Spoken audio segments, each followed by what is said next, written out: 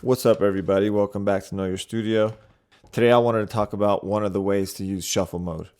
In this session, I have 4 tracks I imported from the Rodecaster Pro. It records in 30-minute blocks. All I need to do is slide them together. So we're going to use shuffle mode to do that. I'm going to start in slip mode. I'm going to select my area. I'm going to zoom in using the letter T. Now, you want to make sure that your tab to transient right here, tab to transient, is off. When it's off and you hit tab on your keyboard, it's going to go to the end of the region. I'm going to hold down shift and then hit tab again.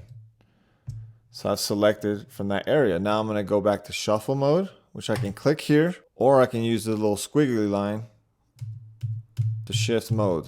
Now we're going to hit delete. That slid the 2 regions together. Now from here, I'm going to hit tab again, and it's going to go to the end of the next region.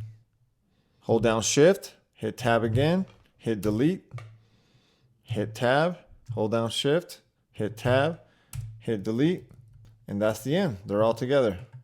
Say I needed to put the session at the very top. I can click anywhere. I have all selected. I hit tab, hold down shift, hit return, hit delete. Now we're at the top of the session.